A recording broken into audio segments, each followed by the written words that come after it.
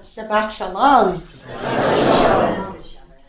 In Rabbi Mark's absence, I was asked to offer words of Torah this morning, but I preemptively want to apologize for not quoting Lord Rabbi Jonathan Sachs.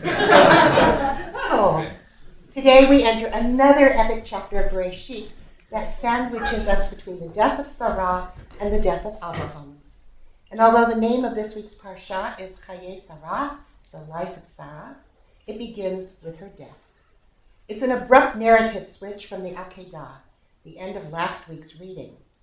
Some scholars speculate that Sarah died of a broken heart upon hearing that Abraham had left to sacrifice her only child. In a mere 2 lines, the text itself says only that she died and what her age was. The lifetime of Sarah came to 127 years. I'm always touched by the name of this parsha, Chaye Sarah, affirming life by honoring the deceased. This chapter takes up all the things one does when a loved one dies, modeled by Sarah's husband, Abraham. Tears are shed, funeral arrangements are made, families bring their broken hearts together. No matter how modern we are, the sorrow we feel at the passing of a loved one or friend is as ancient as humankind itself. Although we are in a different section of the triennial reading this morning, I want to share some thoughts from where I arrived today. I've been thinking a lot about end-of-life rituals and death, and the meaning of closure for those we bury. I've just returned from Poland, participating in the Zen Peacemakers Bearing Witness retreat at Auschwitz-Birkenau. For 1 week, a group of intergenerational, international peacemakers came to bear witness to the atrocities of the Holocaust. As the rabbi in residence, I had the honor and responsibility to create a container for our collective grief, mourning the millions of holy souls who died so brutally as their days were counted prematurely and were buried under excruciating, unimaginable circumstances.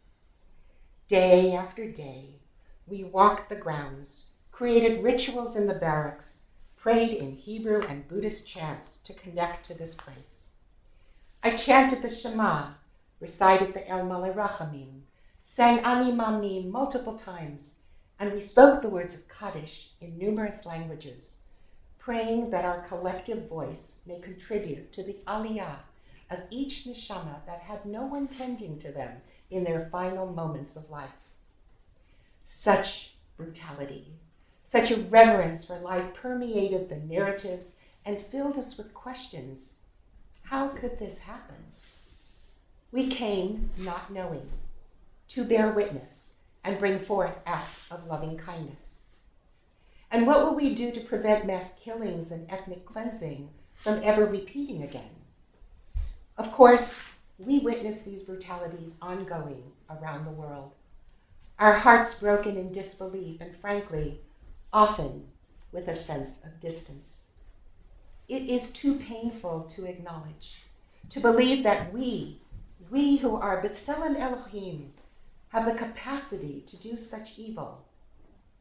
Standing on the soil of Auschwitz-Birkenau, the re-traumatization of hearing the news in Israel, Palestine, and Gaza were triggering in palpable ways.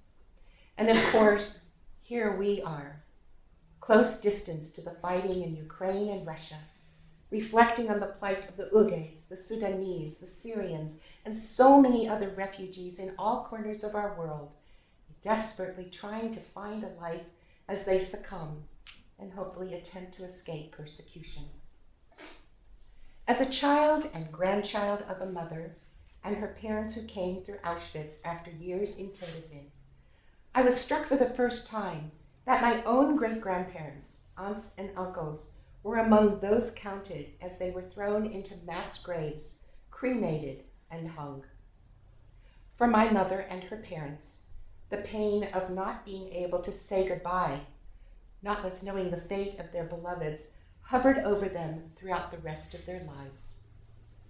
Unlike Abraham's commitment to offering a proper ritual and burial for his beloved Sarah, there was no one to give all those murdered the kavod, the respect that every human being deserves as they transition from life to Olam Haba.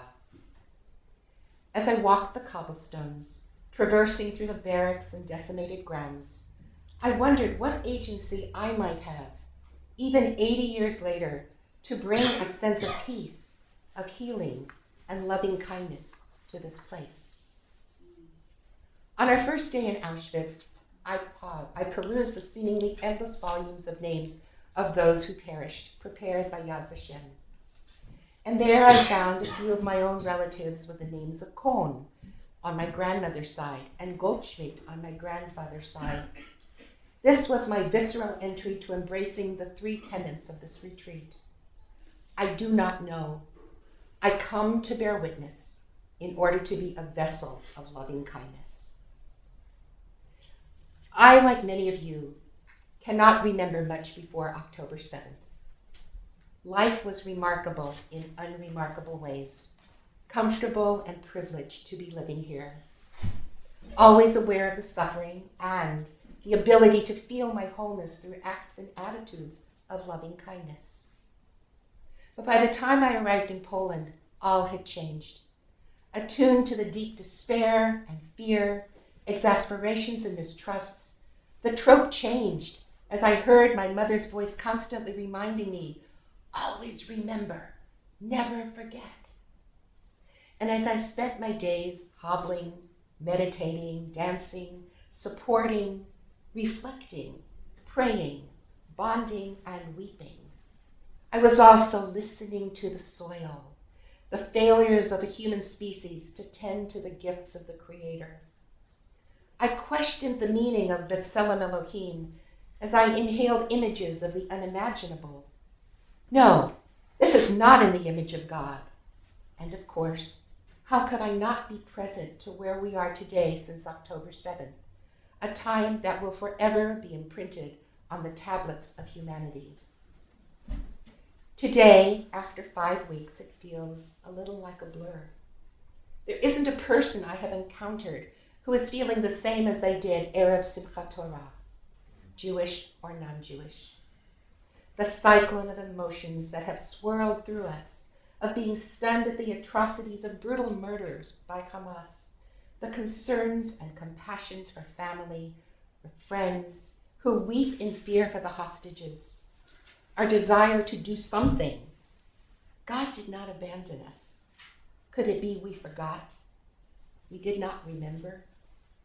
As my mother would frequently remind me, God made a beautiful world, Evelyn, and it is people who are lured to evil that destroy it.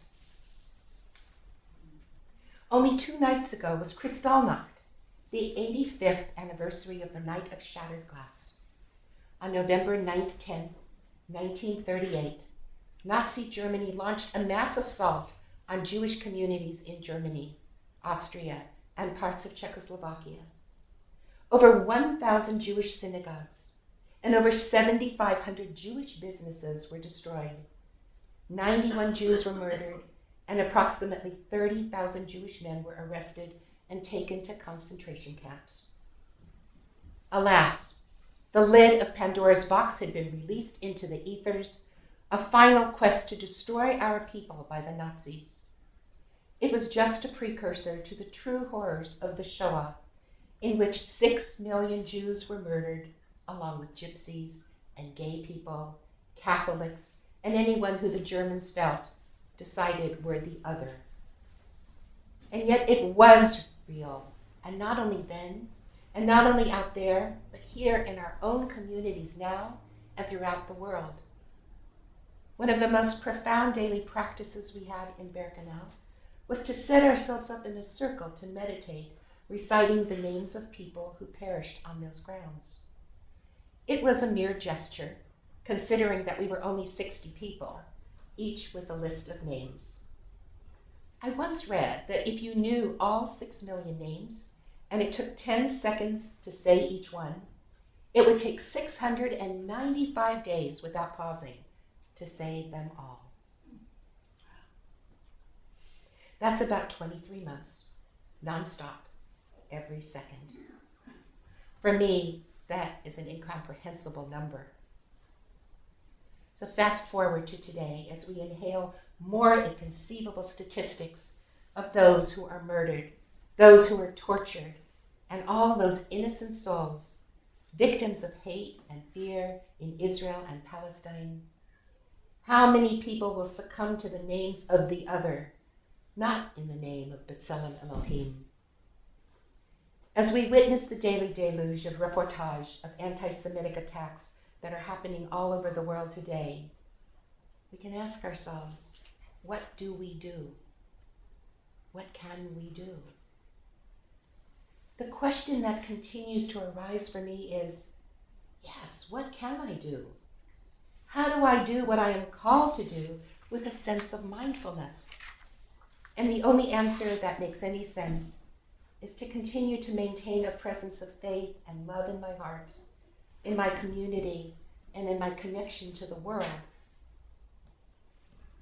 Each day, wandering the camps, shuffling stones along the tracks, the final destination for many in that lifetime, or pausing in barracks and crematoriums, listening to the reverberations of imaginary voices of the men and the women and the children calling out one last time, wondering what were their thoughts as they succumbed to their final breath.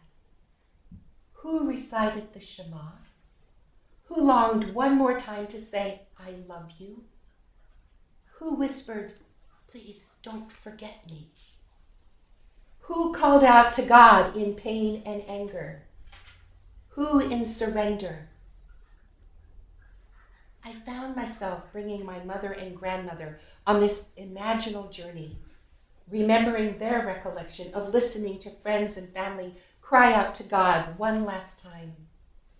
And yet miraculously, they both survived to tell their stories.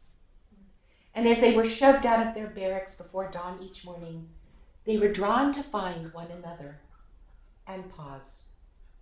And together they would recite the Shema, a plea to God. God, listen, hear up, I'm here, and I want you, I need you to listen. And they would conclude their evening with the same words, Shema Yisrael, Adonai Elokeinu, Adonai Echad. And this practice of reciting the Shema was transmitted to me as my birthright as a Jew, a daily marker to never forget who I am, to remember my ancestors and the story of our peoples. Remember the Shoah can happen again. Remember my responsibilities and mitzvot. Remember to stop and pause and thank God for another breath, another day, another opportunity to partner in co-creating that beautiful world we are inhabiting. That was a lot to take in as a child, as I was also Yisrael, a God wrestler. Yet 7 decades later, I understand what my mother knew was saving her soul, was her saving salve. Pause. Think before you speak. Know what the purpose of your words are and to whom they are directed. Or in modern vernacular, WAIT, an acronym for why are you talking? So where do I return in this rich and loaded parsha for some Eitzah, some wisdom? And I found it through the voice of Avraham. Over 17 verses, Avraham negotiates the purchase of a piece of land on which to bury Sarah. The conversation moves back and forth between Avraham and Ephraim the Hittite as they try to make their intentions clear to one another and reach a deal. The Torah does not waste words. It could have taken a single pasuk, a verse, to explain that Avraham bought the cave of Machpelah to bury Sarah. But it uses 17 verses instead. The recounting of the renegotiations is detailed and intentional. And in this exchange, we sense a clarity of purpose in Avraham, a deep focus on the desired goal, a calm urgency. Avraham knows what he needs to do. Time is running out. and the covenantal agreement that has guided him in every step of his long life's journey, God's promise to him of the land and of progeny, needs to be secured, and he's going to do what he can to secure it. First, by acquiring a permanent landholding, and then by selecting a wife for Yitzhak from his homeland. And there is one word that jumps out throughout this land negotiation and recurs 6 times. Shema'eni, hear me. Biblical scholars have noted that many of the terms used in this exchange are legal formulations common in ancient Near East communications and transactions. Robert Alter calls this lengthy formal exchange a performative speech act. But I think that we can discover and uncover a deeper meaning in the repetition of the word Shema'eni, hear me. Shema'eni, it's a word of pleading. It's a word of focus. It is a word filled with urgency and intentionality. And with the turbulence of his life behind him, and with few days remaining, Abraham undertakes this final negotiation with care and precision. He wants to be crystal clear in his intent, and the word Shema'eni has that impact. It also moves the conversation from the legal sphere to the personal. Shema'eni, hear me. And it serves to slow down the words exchanged. Shema'eni is a word of pause, of breath. You stop each time you read it. It demands that you slow down and pay attention to what is about to be said.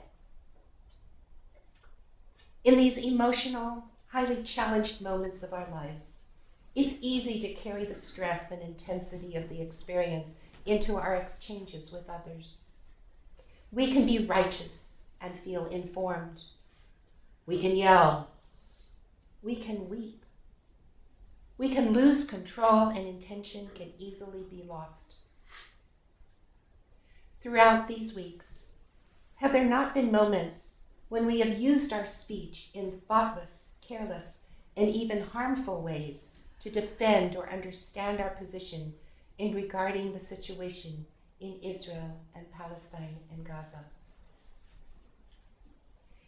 Even as the events continue to swirl at high intensity, leaving us often feeling helpless and wrung out, might we take some time to pause in Shema'eni, to call out, hear me.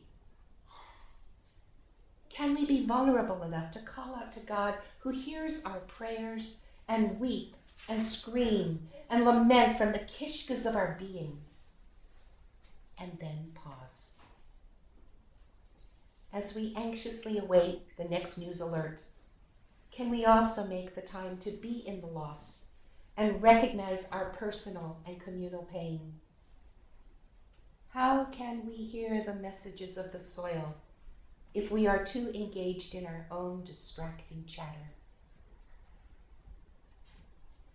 After enduring the Akedah and after Sarah's death, Abraham takes the time to mourn and cry for his loss and mark his pain.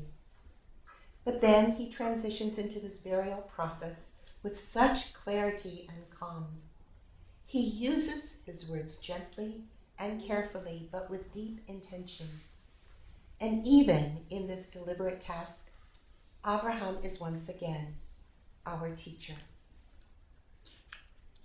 May we be able to uncover the power of slow and intentional speech in those human moments of stress and pain and fear.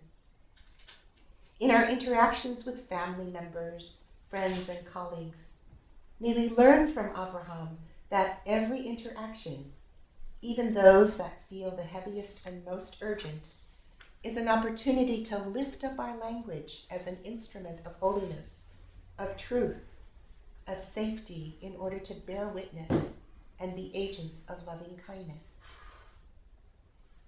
We cannot let our fears stop us. We must show those being othered their tormentors, and the rest of society that we are willing to do the right thing, to show up with chesed, with loving kindness. We must remember and never, ever forget.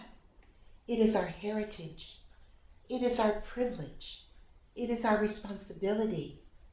It is our obligation as Jews that when we are called upon, and we will be called upon, each one of us can say, Hineni, I am here, and I remember who I really am and who I am meant to be. May we be comfortable to punctuate our days with moments of Shema Amy, to pause and speak our truth, trusting that God hears our prayers, and as co-creators we can help God in our personal and communal healing. Shema Yisrael Adonai Eloheinu Adonai Echad. We are one. As Eddie Hellesum, the 29-year-old Dutch Jewish author who was murdered in Auschwitz in 1943, reminds us in her diary, the more peace there is in us, the more peace there will be in a troubled world. She continues later, sometimes the most important thing in a whole day is the rest we take between two breaths, or the turning inwards in prayer for 5 short minutes. These are the spaces to say, Shema Eni, hear me, in the stillness and through our words. May each of us lean into our personal God field this Shabbat for comfort and rest, feeling safe and nourished, even hopeful and sparked with light. May this place of sanctuary, both here at Bonnet and in our own inner dwelling, help us relax and to feel comfort. And yes, Shema Eni, hear me, hear us, hear all the words and all the feelings that long to be expressed and heard. Our grief, our sadness and worry and despair, our gratitude, our not knowing, our willingness to live from the source of loving kindness. We can take comfort in this space. This place, too, is a reality of our world. The truth is not just the trouble, but also this refuge of being here together.